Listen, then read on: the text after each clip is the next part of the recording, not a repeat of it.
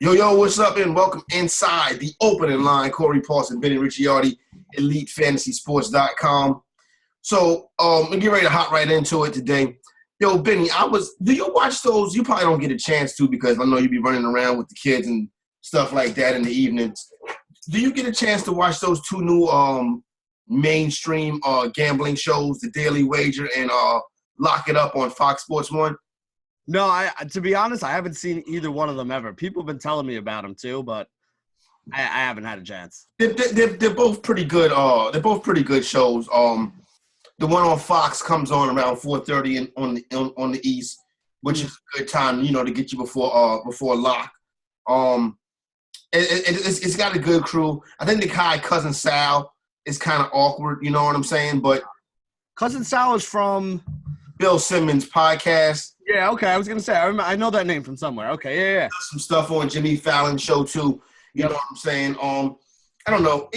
Listen, he's not terrible. He just don't do it for me. I think the girl is good. She's a pretty girl. And then the other guy, Furman, and listen, the girl is not really there to bring the advice. You know what I'm saying? and it's crazy because we know some chicks that work in the industry that are very good at what they do and also, easy to look at. And that's really, there's enough of them out there that you're going to go pick up some idiot who doesn't know what the hell she's doing just to be eye candy. There's some people that know what the hell they're doing and can also serve as eye candy if you need it. That's true, too. She does, like I said, I don't want to make it come across as she's just eye candy, but I think she does a good job. Then the other one, the one on ESPN, Daily Wager, that one is pretty good, too. Like I said, they have a lot of different cast of characters. I think the shows are done and put together pretty well. But yesterday, both shows were talking about NFL draft prop bets. Okay. And I'm looking at some of these NFL draft prop bets, and it's nothing near to me. So here's the best thing. Remember we had Russell on last week, and we were kind of talking about it. Yeah. I have never bought into the fact that Arizona was going to go take another quarterback, number one overall. Okay. So when we talked to him last week, Murray was minus 700 to be the first overall pick, which means that everybody else was getting inflated odds. I got Nick Bosa at plus 300. I feel really good right now about having Nick Bosa at plus 300. Right now, I think he's the favorite now to be the number one overall pick. I think he's down to like minus 200 on most of the sites. I got him right now. I'm looking at FanDuel right now, and Bosa is plus 370 on FanDuel this morning. Dude, I'll take that right now. As a matter of fact, keep talking for a minute because I'm about to take that right now. This is like the next bet. that makes it doesn't make any sense to me. Like, I really don't think Murray's going to be the number one pick. And if you're not going with Murray, to me, the best player in the draft was Bosa. That's the guy coming into the year that everybody more or less was going to be the number one pick of the draft. Didn't he not play? He stopped playing because he was like, I'm just going to get ready for the draft. Like, that's, He stopped playing, exactly. He did, like what people were telling Zion to do. Like, he did it for real. Like, he just straight up and down was like, I'm out, I'm good. I'm going to the NFL. I'm going to stop playing. So he's at plus 370. But, my thing is, like, with the Kyler Murray right now this morning, he's minus 600, which is no value on that, right, Benny? But I'm looking at this, and I'm like, I kind of feel like, I don't know. I get a feeling that to me, it's funny to bet on these things because I kind of almost feel like somebody at the book knows what the general manager is going to do. You feel what I mean? See, here's my whole thing, though. Like, they came out this week and said that there's a good chance they're not going to take Murray, too. To me, the only way Murray goes number one overall is if somebody makes a huge offer to Arizona to move off the number one pick. Yeah. And what it would have to be is one of those teams that's, like, not too far behind them. So you're going to get somebody in the, 2 to 8 range that'll trade up to him. And there's a bunch of teams in that range that don't really need a quarterback. Basically you got somebody you have to find somebody who's trying to like leapfrog up ahead of the teams that do need a quarterback. So probably somewhere around like 3 or 4, one of those teams may trade up for him, but I don't see that happening. And to me, if Arizona keeps the pick, like, where else do they go? You're not drafting a wide receiver number one overall. There are no running backs in this draft that really come, and pop out. The best players in this draft to me are all on the defensive side of the football. There's 3 or 4 guys that are, either defensive linemen or linebackers, guys that can play up front in your front 7 for you, that are the best players that should be drafted number one. And if you're telling me Murray's minus 600, if I'm getting Bosa at plus 370, I'll take that. Maybe you even throw a little bit on Williams behind him because maybe they take Williams over Bosa. I've heard people say that, that makes sense. Or even the kid Josh Allen, more of like a speed rusher kind of guy.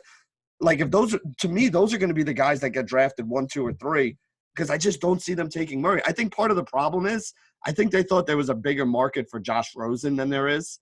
And they're not getting any offers for Rosen that are really not – like I figured they thought, all right, we could take Murray and we could trade Rosen for like, another first-round pick and maybe a second or, a couple picks down the road or something.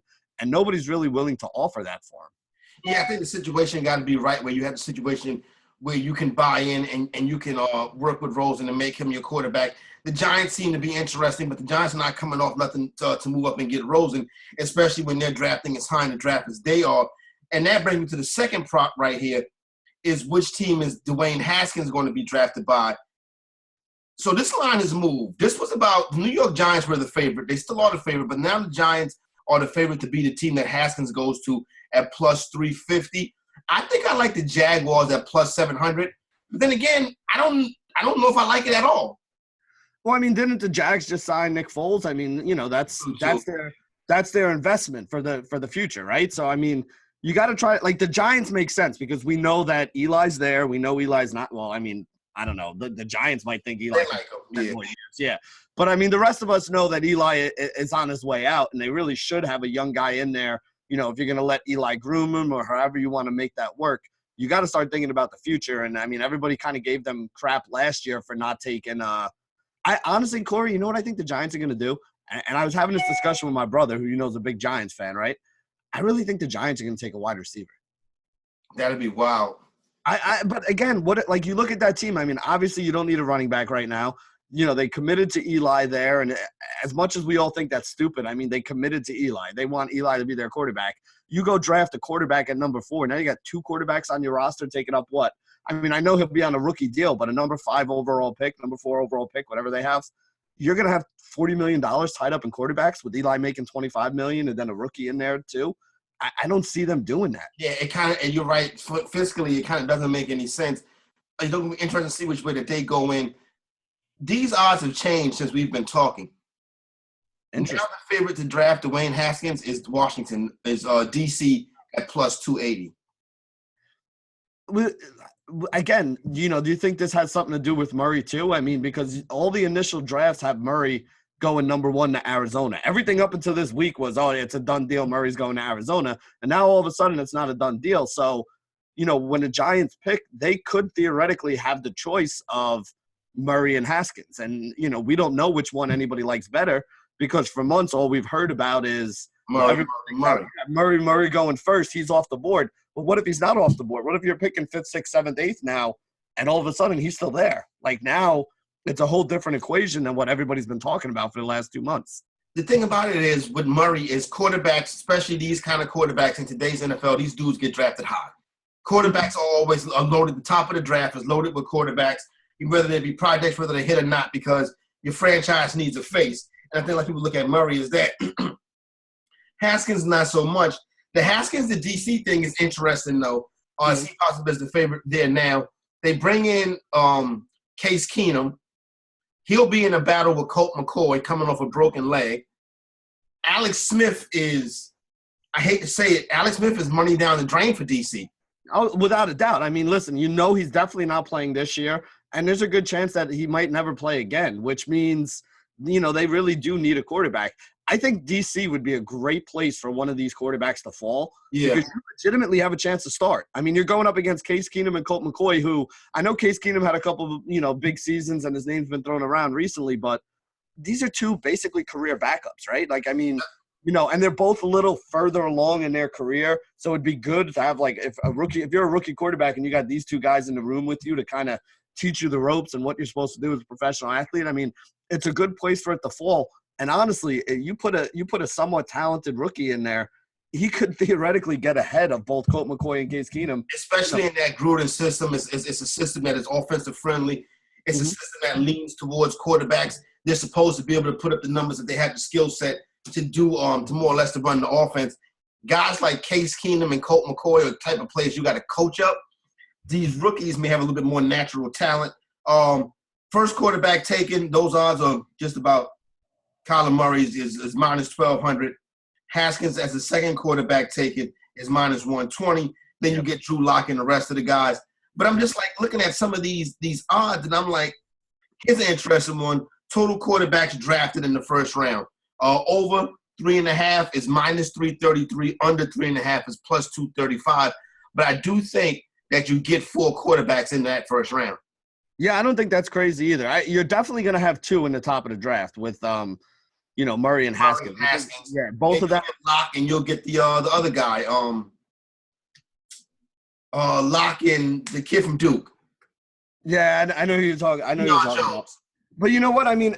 See, and this is the thing that happens every year. Like every year, there's also a quarterback taken somewhere between 20 and 30, right? Like a EJ Manuel, who nobody really expected. Lamar Jackson. Like this happens every year. So I don't think that's a bad bet to go over because you know for a fact that 2 of those guys are going to come off the board in the top 10 picks. So 4 is not a bad number. I think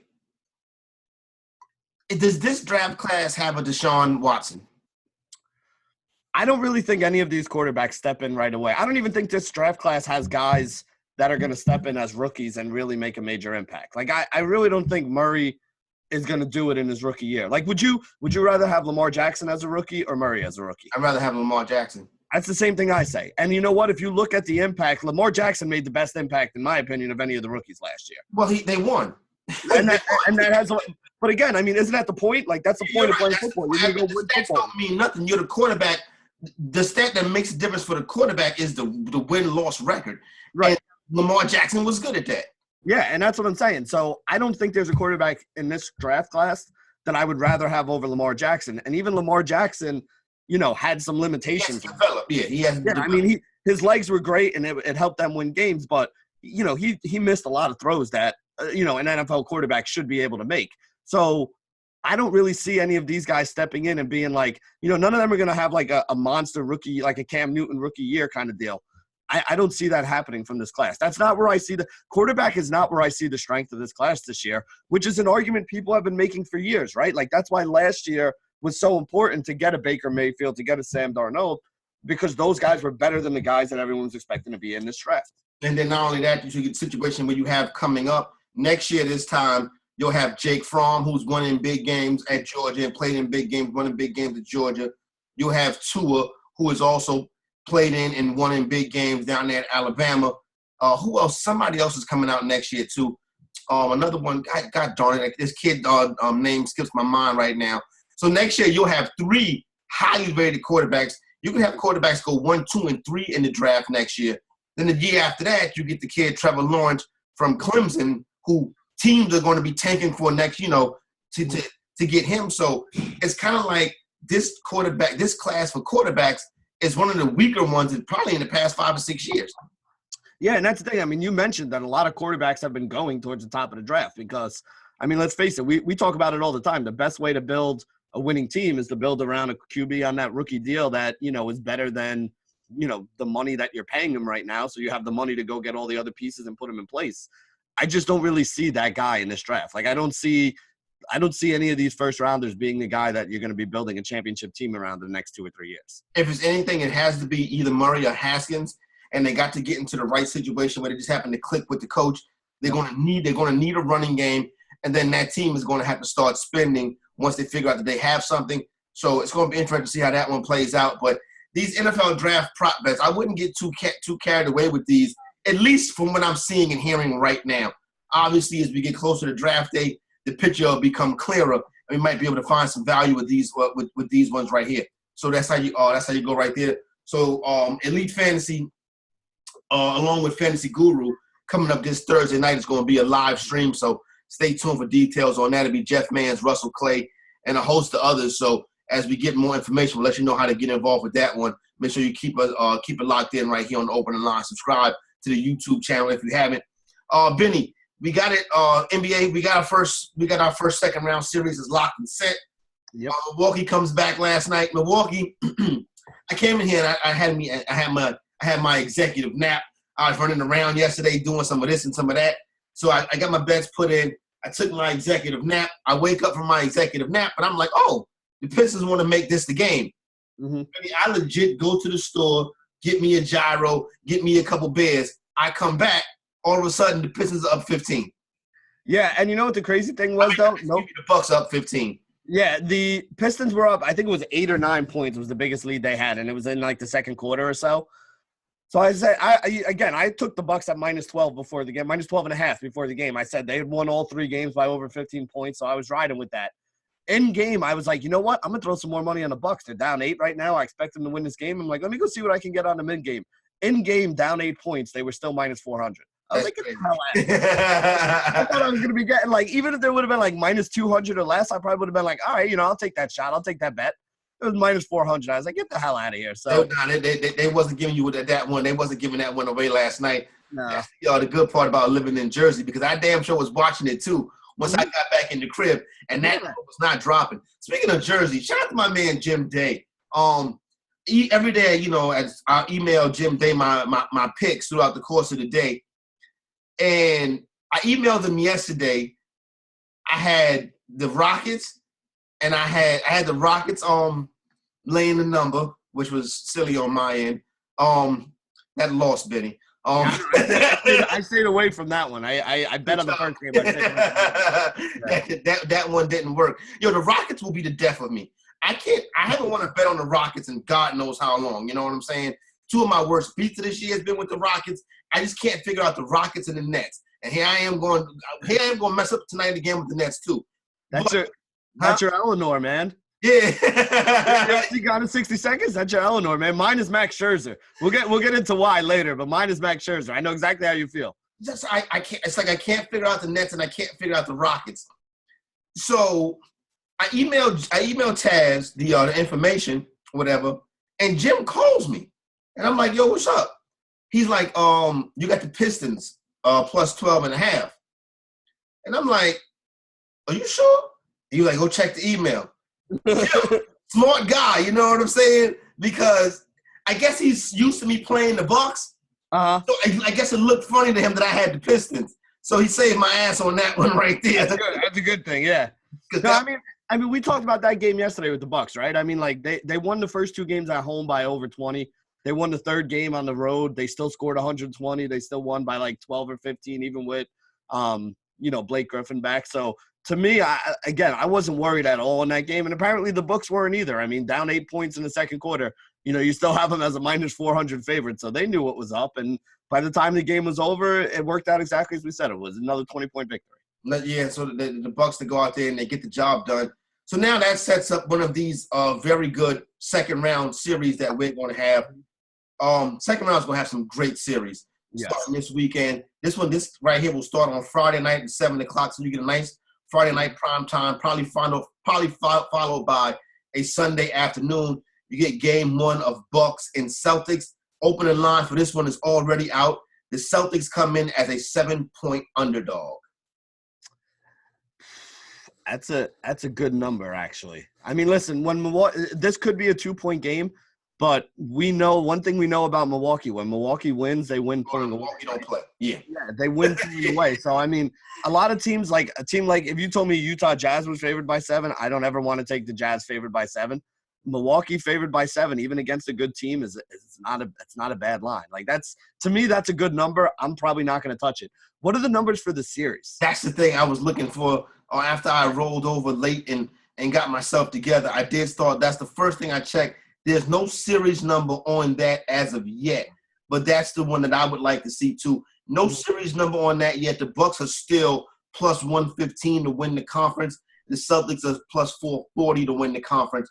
But obviously no series number dropped on that yet. But that game 1, you come into a situation with Boston on the road for this series. Games 1 and 2 in Milwaukee. Milwaukee more or less been untested so far throughout the playoffs. Same thing for the Celtics. This is a tough series to call, Benny. What do you think the series price will be when they announce it? Celtics will be plus. I was just trying to do the math. That's why I was looking up and counting numbers in my head while you were talking. If they're 440 to win the whole thing and the Bucks are 115 to win the whole thing, and again, this is kind of a rough estimate, but you're probably going to get the Celtics somewhere around 300 in the series. That's not bad. They'll be like plus Probably like plus 330, plus 280, plus 330, somewhere in that range probably. That's not bad. I mean, it's decent. Again, I'm a You like mark. the Bucks. Yeah, I think people are underestimating how good this team is and how good Giannis is overall. But even the guys around them, the Bledsoes, the Middletons, and even Brook Lopez is a legit NBA center. You know what I'm saying? Like Brook Lopez being the fourth best player on your team is pretty good because this is a guy who used to be centerpiece for the Nets and a big piece of other teams that he's been on. So. I just think that this team has a lot of talent. I mean, again, I don't think it's a horrible number. There's probably – again, do you even think there's value, though? I mean, if they played this series 10 times, how many times out of that 10 do you think the Celtics win it? Well, here's the thing. It's like you've been watching the team all year, right? Studying and following the league the way you do.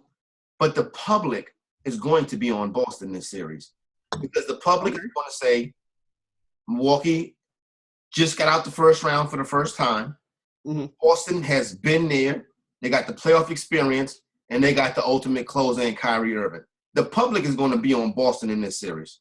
If the public's on Boston, I'm going to make a fortune in the series. I mean, this is exactly what gambling's all about, right? If you have a strong take on something and your take is against what most people are thinking, that's when you make your scores. So if the numbers come out and it looks like they're way off and I'm getting Milwaukee at minus 150 to win the series or something, I'm banging that. And if I'm going to get Milwaukee in all these games at, a couple points on the spread or, if they're, minus 200 or less on the money line, I'm just going to keep banging that because I really believe that Milwaukee's going to win this series. Now, again, this is going to be a good series. I'm really looking forward to this. If this goes less than 6 or 7, I'll be surprised. But I still think Milwaukee's the one who walks away at the end. Now, what do you think about that public perception that you need playoff experience to win these type of series? The Bucks don't have the experience. We were saying that about the Nuggets last week. The Nuggets have clawed their way back into this. So is playoff experience overrated? I mean, it depends on what kind of team you have. And, if you have a really young team, to me, the team I'd be most worried about lack of playoff experience would be a team like maybe the 76ers, where your stars are young guys that, could make mistakes. As much as I love Ben Simmons, he does some boneheaded things sometimes, Even Joel Embiid, as much as I love Embiid, sometimes he lets his emotions get the better of him. Those are things that veteran teams don't do. Those are things that a Tim Duncan, Manu Ginobili, Tony Parker team doesn't do. And that's why the Spurs made the playoffs 20 years and, made all those runs and made it to the finals and won all those games. I think it accounts for something. It especially accounts for something, though, when you get into those game 6s, game 7s where your back's against the wall. If the Bucks are going to win series 4-0 and blow teams out by 20 points in every game, that's a different story. That's regular season year.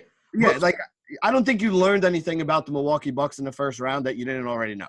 I think what we'll see is what's going to happen when the Bucks get that lead. It's the third quarter, and the Celtics are throwing haymakers, and they're making a push. They're making a comeback. That's when you see what kind of playoff experience your team has. When you have to go into TD Bank, and that joint is going to be jumping, and you know what I'm saying? That's when you see what kind of playoff experience the team has. My thing with this series is all year people have been saying something's wrong with the Celtics, something's wrong with the Celtics, something's wrong with the Celtics. But then they'll say, but they'll fix it when they get to the playoffs. Right. Is fixing it going 6-7 with the Bucks, or is fixing it for Boston beating the Bucks? I don't understand when people say they'll fix it when they get to the playoffs. Beating up on the Pacers without Oladipo is not fixing it. But I will say one thing I will give the Celtics a lot of credit for right now. Gordon Hayward is coming on at the right time at the moment. So if you're talking about, when you're saying fixing, if you're talking about, well, once you get to the playoffs, we're going to take the reins off, and instead of making this guy a 20-minute-a-game player, which is basically what Gordon Hayward was all season. He was a 20, 25-minute-a-game kind of player. Now he's playing more minutes out there, and he's also playing well. The other day, there was a stretch the other day that was a vintage Gordon Hayward stretch. He came off a screen, he hit a three. They came down the other end. He got the defensive rebound, pushed the ball up the floor, drove to the basket, kicked it out to somebody else for a three. The very next play, he gets a steal in the passing lane, goes down and dunks the ball. So in the matter of about a minute of NBA action, you had Gordon Hayward put up 8 points with a steal, a rebound, and an assist. That's the Gordon Hayward that they signed from Utah a couple years ago. that guy being anywhere near what he was in Utah, because people forget, like, he was the guy that carried that Utah offense. He made all the big shots for them. You know, he did exactly what he's doing now, too, is he was the main guy with the second unit so that he could carry the second unit. And then he gets back in there at the end with the starters, too. So I have no problem with Gordon Hayward not starting some of these games because it actually is better when Kyrie's on the floor at the beginning of the game and he runs the show. But then Hayward comes in at the beginning of the second quarter and the offense kind of runs through him, and that's really what's been happening. And then when you have, you know, major points in the game, you have both of these guys on the floor. Now, again, Marcus Smart, great defensive player, but offensively, he's not Gordon Hayward. You know, and also Gordon Hayward helps you with the rebounding. Gordon Hayward's not a horrible defensive player where it's like a major downgrade. So, I mean, I think that they're better now than they had been during the regular season with Gordon Hayward now stepping into the role that many envisioned for him when the Celtics first signed him and brought him over here with Kyrie. I would agree with you on that. I think that is the case. Also, the chemistry didn't seem like it was there at first. Now we get to the time of year where Gordon Hayward is playing some of his best ball of the season. He is going to be the X factor in this series. I truly believe it'll be Gordon Hayward. I don't know. I'm waiting for that series the price to come out, and then we'll discuss that and we'll talk about it right here and see what we can lay down on that one. Toronto gets rid of Orlando tonight, right? Most likely. I mean, they won two of these. They won the first game and the third game by like 20-something points. Like, they were both blowouts. The second game was kind of close. I think it was like a 5 or 8 point game. Well, the first game was the game Orlando won. I'm sorry. So I'm talking the second and the fourth game are the two that they blew them out, and then the other one they beat them by a couple points. The first one there. So I mean, my whole thing with this series, right, is maybe they hang around, maybe they don't, but you know, Toronto's the better team. My problem is I don't know if I want to take 12 points on Toronto. No, I'm Toronto not. Today is -12. I don't want a -12. I expect Toronto to win. They'll probably end the series tonight and move on to the next round, but 12 is too many points to get down on today. I agree with you on that. I'm listen. If anything, I don't really like that total. It's sitting right now. It's sitting at 206. That looks like it's right on the number as well. I don't know. I don't like it, and I don't like Orlando enough to back Orlando catching that 12 either, because Orlando can go up there and drop a dud. You know what I'm saying? So that one to be left off the card tonight. Brooklyn and Philadelphia. Here we go again. I don't understand how I continue to talk myself into losing money on the Brooklyn Nets. I'm riding with the Nets tonight, and I'm going to put a little sauce on the money line, Benny. I think the Nets got enough fight in them to bring this back to Brooklyn. You're looking like you're shaking your head. You're looking like you're going to lose money on the Nets again. Yeah, I mean, you know, I don't want to tell you how to lose your money. You can, you know, that's your decision. But Philly's ending this thing tonight here. You know, barring, I'm going to be honest with you. If you take the Nets tonight, what you're really hoping is that Jared Dudley today gets in a fight with Joel Embiid or Ben Simmons, because that's really the only way that stays on there. Like, I think Philly's just going to kind of stomp them and win this one going away. You know, I like this Brooklyn team. They got a nice core of young guys to go forward. I think they got too many guys that kind of play the same position, so they need to trade some of those guards for some bigs. But they're not ready yet. They don't have the talent level yet, and Philly is finally kind of kicking it in gear. As long as Embiid is playing, I think this is an easy victory for Philly. Yeah, more than likely. Like I said, I put a little sauce on the Nets money line. I think Brooklyn has some fight in them. The number is sitting at 229. It's a regular season number. That's because neither one of these teams play defense. Go ahead. I'll tell you this: if you think that Brooklyn's going to win this game or keep this close, then you bet the over. I'd rather bet the over than bet Brooklyn, because if you think the game's going to stay close and be reasonably close, they'll get over that 230, because neither one of these teams plays a defense. Yeah, and that's the thing about it, is the defensive side is lacking for both squads, and that could be a problem for Philadelphia, especially as they move on. San Antonio and Denver tonight. The series shifts back to Denver for a very critical game number 5 out there in Denver. Denver's laying 5.5. This is when the playoff experience that we talked about earlier, Benny, comes into play. Because now you're in a game 5. You have a chance to take a 3-2 series lead. You don't have nobody that's been there before. On the other side, they got DeMar DeRozan has been there. LaMarcus Aldridge has been there. Pop has been there. This is where the playoff experience comes into play. I like San Antonio tonight. Well, I mean, even the young guys that San Antonio plays, right? Like, Derek White's been around for a couple years right now. He's been in the playoffs. Jacob Poeltl, when he was up in Toronto, was, you know, along with DeMar DeRozan. He's been through a couple of those battles too. This is actually a good example of that, because, I mean, Denver, you look at the Denver side, who's really been there for Denver? I mean, you got Jokic, you got Murray, you got Harris. These are all young guys. Millsap a little bit, but Millsap didn't have a ton of playoff experience. He looks terrible this series. Yeah, and this is definitely one of those spots. Listen, at the beginning of the series, I said I think San Antonio could make it tough for them. I still expected Denver to win, and I still do, but San Antonio is going to make it tough for them. I have avoided betting on this series so far, and I'm not going to break that tonight. And I think if you just look at the way the first couple games went, it kind of makes sense. I mean, either one of these two teams are so evenly matched to me that either one of them could walk away winning this series, and I wouldn't be shocked by it. And when that's the case, I don't want to get my money down on it. So this is another one I'm kind of avoiding today. I can definitely dig it on that one right there. To end tonight, Oklahoma City and Portland. Portland's laying 3.5. The total sitting at 219 in this one. This is where does Portland have the killer instinct to finish them? Yes. Yeah. I have a strong take on it. I mean, I've been high on Portland in this series so far. You look at the 3 games that Portland won, right? Like, you look at the 4 games of the series. The 3 games that Portland won, they held OKC under 100 points. Mm-hmm. Now, Portland's going to score their 110 a game. They're not going to score 130. They're not that kind of team, but they're going to score 110 points a game. The difference between the 3 games they won and the game they lost, the 3 games they won, they held them under 100. The 1 game they lost, they gave up $120. I don't think that the OKC right now, with Russell Westbrook not being able to hit shots and Paul George not being 100%, I don't think OKC can score with Portland. So Portland's going to win this game. It's going to be about 110 to about 100. So I don't know. What's the over-under on this one? Is it over 210? I believe it's 209. Ooh, that's a great number. That's exactly where it should be. My bad. It's 219. Take the under and take Portland to win this game. Portland and the under is my bet on this game.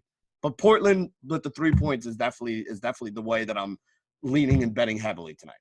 Yeah, no doubt. I think Portland can get it done too. I think Portland smells blood right now. I think they want to get ahead and get this series going and get ready to get on to the next series, because either Denver or San Antonio, I think, would be easy work for the Portland Trailblazers as they try to get their thing done. That's what we got going down right now tonight. So I'll finish up the full card later on, Benny, but I don't know. The Nets.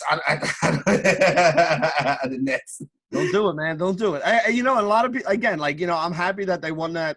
They won the 1 game in Philly and they got it back here. But I mean, from the beginning, we all said Philly was the way more talented team. So I think people got really excited when Brooklyn went up 1-0, like, oh, they got a chance to do something here. But the last 3 games, Philly just got their stuff together. That's the playoff inexperience, right? They came out in game 1, they were flat. They were waiting for everybody else to make a play. The only guy that had a pair of balls in that game 1 was Jimmy Butler. Yep. Jimmy Butler basically carried that offense. And then after they got the nerves out and they got the shakes out for the first time being there, you had back-to-back 50-point games by Ben Simmons. Tobias Harris picked it up and put up some big games. Joel Embiid is now healthy and back and dominating. I mean, they're just better. Like, sometimes it's just this team is just flat out better. They're just flat out better than the Nets. And that's when it boils down to the talent level right here. The talent level right here is probably too much for the Brooklyn Nets, even though they were a good story. I want to wrap it up right quick before we get to our big pieces of chicken with a little Major League Baseball. I got a hint that some of these conference division winning prices were changing. The Yankees are now minus 105 to win the AL East. The Rays, interestingly, Benny, at 175. Yeah, I mean, again, if you were taking the Rays, the time to take the Rays and have faith in them was at the beginning of the year. You don't hop on the bus now that the odds are down. You could have got them at plus 800, plus 1,000 at the beginning of the season. It makes no sense to hop in now. Yeah, but you missed the boat. Put it this way. If you were a Rays fan and you really believed in them, you missed your window to get the odds that you should have taken on them. At plus 175, I'm not hopping in on that. Red Sox at plus 320. Now see, again, if you're a true believer in the Red Sox, which honestly, this is a team that you should be. Yeah, you should be a true believer in them, even though they look like crap right now. Plus 320, this is the time if you're a believer in the Red Sox, you want to hop on the Red Sox because you're not going to get – again, they're going to turn things around and start winning games at some point. Yeah. You're probably not going to get a much better number than this at any point during the season. So this is when you want to buy low and sell high. This is buying low on the Red Sox. In the AL Central, the Indians clearly the favorite at minus 390. The Minnesota Twins at plus 270. No, I mean, again, with the Rays, you could have got it better than that earlier. And that's my thing. Is like if you're starting to take some of these teams after a hot start, you're kind of missing the point of how things work, right? Like the argument is always the back of the baseball card. Like guys at the end of the season are going to get to the back of the baseball card. They may start out 4-0 with 10 strikeouts per game and a 0.98 ERA, but if for the last 5 years the guy had an ERA around 3.5, by the end of the year that's going to average itself out. If he had some good starts at the beginning, some bad starts are coming, and vice versa. If you got a guy who's off to hitting 100 right now or hitting 150 at the moment, and the guy's been a 300 hitter for 4 or 5 years. Matt Carpenter last year was a good example of this. 2 months into the season, he was hitting like 180, and people are like, oh, this is the end of Matt Carpenter. And then he went on like a ridiculous run where he had, for the last 4 months of the season, basically put up some of the most insane numbers he's had throughout his entire career. You look at the end of the season, his numbers are around where they usually are. So if you wanted some of these teams, right now you should be looking for the teams that are off the slow starts. Those are the teams that you can get better numbers on now, and that's who you should be betting on. No doubt. So the Houston Astros in the AL West are minus 800. The Mariners coming at plus 850. Nothing really to see there. The NL East, interesting. Philadelphia is plus 160. The Mets plus 270. The Braves plus 320. The Nationals plus 320. It's a lot. Nobody is minus money in this one. Everybody's plus money. The Marlins don't make a difference. But you got kind of 4 teams right there that's in the hunt. If you had to put something down on the NL East, what would it be? Right now, it would probably be the Nationals at plus 320. Nice. I think that's the best value that's being offered on there. Because I do think, honestly, any of these teams could wind up winning the NL East this year. So what you're really looking for is the team you have the most faith in that's giving you the most money. That's the idea of gambling. That's where the value is. In the NL West, nothing really to see here. That's the Dodgers division. The Padres are plus 850. If you want to throw some money away on that, be my guest. Then you look at the NL Central finally. The Blue is at plus 115. The Cardinals at plus 185. The Cubs at plus 320. See, now this is one where I would actually take the favorite. I'm a mark for the Brewers. I think that Brewers lineup is ridiculous, and I think Christian Yelich is arguably the second best player in baseball. Yeah, he's the second best player in baseball right now behind Mike Trout, who I still have number 1 up there. And that's saying something. That puts him ahead of a lot of guys who were being drafted ahead of him. J.D. Martinez, Mookie Betts, Bryce Harper, even in some places. Like, Christian Yelich is legit, man. This guy can play. No doubt. Yelich game is real. Like I said, he swings the bat well. He leads and carries that team. He's starting to get that high profile. So shout out to Christian Yelich. He is getting it done. You know what just hit me, Benny? I just remembered this. I had $20 on the Yankees last night, and I went to bed before the final scored. I knew they went. I think they may have gotten. I think I might have went to bed in the 11th inning. Did the Yankees win that game last night? I'll tell you right now. I got the MLB app right here. Because I also fell asleep, and I was watching basketball last night. I actually fell asleep during the Houston Rockets game. So the Yankees 4-3 in the 14th. So it's a good thing you went to bed in the 11th because you would have stayed up for an extra hour waiting to see how that bet worked out. Well, that's an extra $40 in the account. So there you go, right there. I'll tell you what, man, you got balls for betting on the Yankees right now. Like I'm a huge Yankees fan, but Stanton, Judge, Sanchez, Andujar, Didi. I mean, that's 5 of the top bats in your lineup that aren't playing. I actually have been even looking into trying to figure out, like, when I'm going to start taking some of these DFS pitchers against them. Because really, like, this is a shell of the team that most people were expecting to win the division this year. You know what I mean? I agree with you. And trust me, when I laid it down, like I said, it was a small bet. When I did put that small bet in, Benny, it was I just can't look at the Yankees at plus 106 and not bet. That's true. Yeah, I mean, you're also getting better odds on the Yankees right now than you've probably gotten. Especially going against Matt Harvey. You know what I'm saying? Well, that's it. I mean, that was really what you were betting on. You're betting on the fact that Matt Harvey sucks. And, you were right. I lived here for a couple years, so I know the Matt Harvey thing. Benny, I'm going to give my big piece of chicken to Spade Mitchell, Donovan Mitchell, coming through last night with that big game, getting a prideful win for the Utah Jazz. But 22 years old. I think the kid has a bright future ahead of him. I know he struggled at times this year trying to live up to that stardom. Utah has to put somebody else with him. Listen, that was a gutsy performance last night. Donovan Mitchell, Spade, you get the big piece of chicken. Yeah, I'm going to the other game for mine. I'm giving mine to Giannis. 41 points, 9 rebounds. Like, listen, I mean, I know I've been a stand for this guy all year, but I mean, he's arguably the MVP, and he plays on what I think is the best team in basketball outside of the Golden State Warriors right now. And I guess you could throw the Houston Rockets in there too, but I'm just looking at who's going to wind up winning the East. Like, to me, this is the eventual champion of the East this year. Giannis is just an absolute monster. I mean, this guy is honestly, he's unstoppable. He really is. Like, he's that athletic, he's that big, he's that long, he's that good at the game of basketball. I mean, Giannis is just an absolute freak. The reason they call him the freak is because he's a freak. That guy gets a really big piece of chicken because that's a big SOB right there. Yeah, no, you need a big piece of chicken. You need a quarter for him. You need to go buy one of those roasters and just give Giannis the whole thing, and he'll hand you back the carcass. If he develops a 3-point shot, he's Kevin Durant. If he develops a 3-point shot, he's the best player we've ever seen in the NBA. Again, you got to remember, the guy's, 23, 24 years old? Crazy. He's already he can defend all 5 positions on the floor. He could literally play all 5 positions on the floor if you needed him to. You're right. The one thing he doesn't have in his game is a jump shot, but if he's going to be playing like the power forward role more, which is kind of the role that he's been playing this year, he's really more of an inside presence. And just the way he runs the floor, how athletic he is, some of the blocks he had in that game yesterday, like, the guy is just a monster, man. He's just fun to watch. He's a load. He's a load to deal with. That's why it's going to be real interesting to see him and that team in this spot right here. I think they've built the team around him right.